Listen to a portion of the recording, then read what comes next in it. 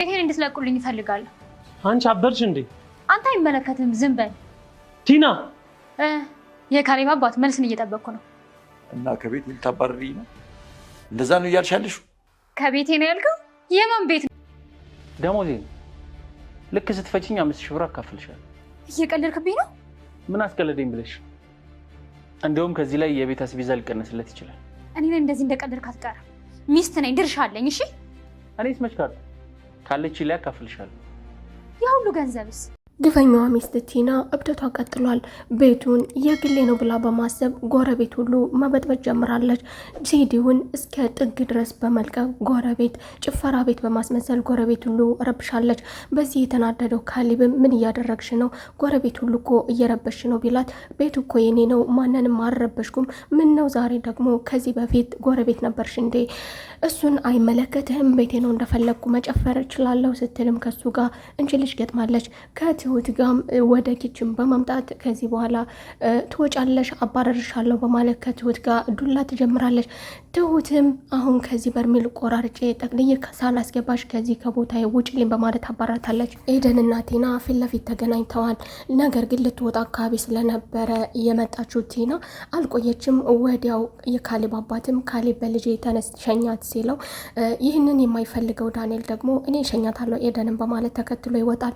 ቲና ምን ሲባል አንተ ትሸኛታለህ እሱ ራሱ ይሸኛት ስትልም ኤደንም ምንም ችግር የለውም በቃ ዳንኤል ይሸኘኛል በማለት እሷ ጓደኛዋ እንደሆነ ሁሉም የሚያውቅላት ስለመሰላት በኩራት በቃ ዳኒ ይሸኘኛል በማለት ዳኒ መርጣ ዳኒ ጋር ተያይዘው ወጥተዋል። ወደ ቤትም እንደተመለሰ ዳኒ ድብድብ ፈጥራለች ከሱ ጋር። የነሱ ሲገርመኝ ደግሞ ለአንተ ምን ናት ከአንተ ደግሞ ምን እያደረግክ ነው በማለት ከዳኒም አሁንም ተረጋጊ አዳምጪ አንቺ ብዙ የማታውቂያቸው ነገሮች አሉ እያለ ቢያናግራትም እሷም ተረጋጊ ትለኛለህ እንዴ? አሁንም ተረጋግቼ ተቀምጬ የነሱ ሲገርመኝ ምንህ ናት አንተም ከጀርባዬ እየተጫወትክብኝ ነው በማለት ከሱ ጋር ትጀምራለች። እንችልሽ እሱም በዚህ የተሰላቸው በዚህ ንትርክ የተሰላቸው ዳኒ አትናገሪም በቃ በማለት ወደ ውጭ ይወጣል። ቲና ባለማፈር አባባን ምን ያህል ጊዜ ልስጣችሁ ከዚህ ቤት ለመውጣት የቤት ኪራይ እስከምትፈልጉ ድረስ ምን ያህል ጊዜ ልስጣችሁ በማለት አባባን ጠይቀዋለች።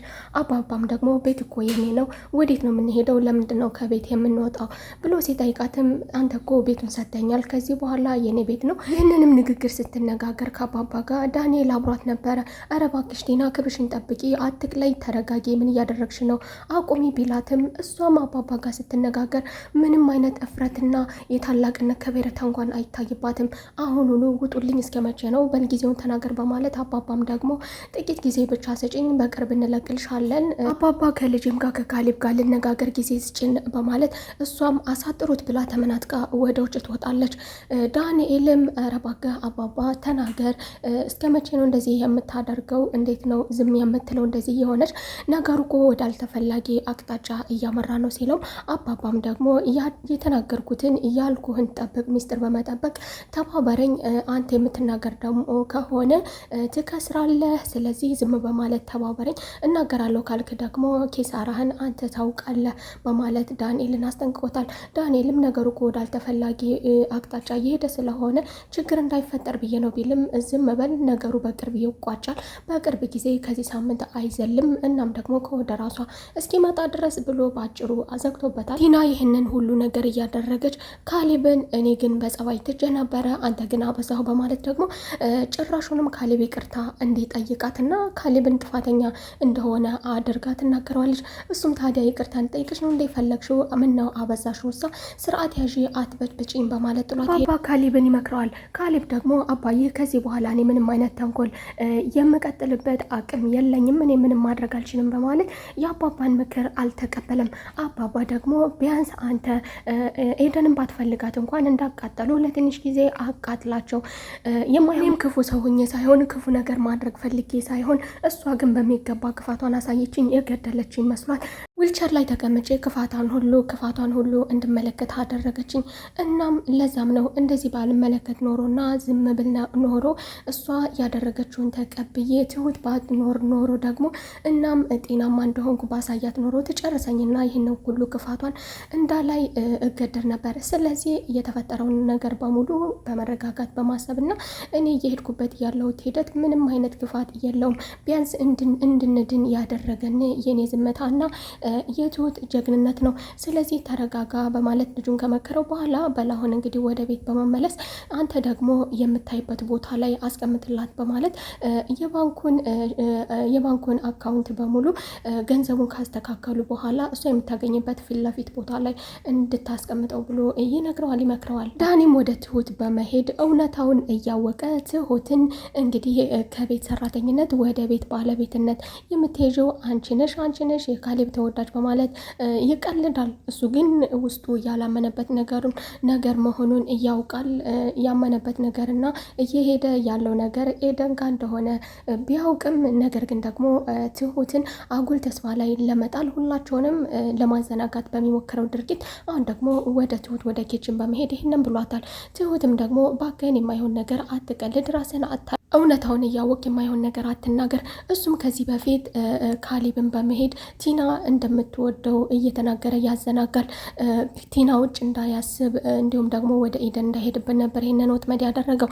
አሁን ደግሞ ትሁት ካሌብን እንድትይዝለት ካሌብ በትሁት ቢዚ እንዲሆን ትሁት ቢዚ እንድታደርገው ደግነቷን እንዲቀጥል እስካሁን ያደረግሽለትን ነገር ቢያውቅ ኖሮ ደግሞ የምን ያህል እንደሚወድሽ እሱ ይወቅ እያለ ያልሆነ ነገር እሷን ይመክራታል። ትሁት ወረቀቱንና 10 ሺህ ብር ብቻ እንዳለው አካውንቱ ላይ ካወቀች በኋላ አብዳለች። ካሌብም ሲመለስ ቆያ ሁሉ ብርስ የድርጅቱ ገንዘብስ የት ሄዶ ነው? ገንዘቤን እፈልጋለሁ በማለት ከካሌብ ጋር ዱላ ትጀምራለች። ካሌብም እኔ እኮ 5-10 እያልኩኝ ገንዘብሽን ሰጥቼሻለሁ አይደል እንዴ 20-30 የፈለግሽን ሁሉ አድርጌልሻለሁ።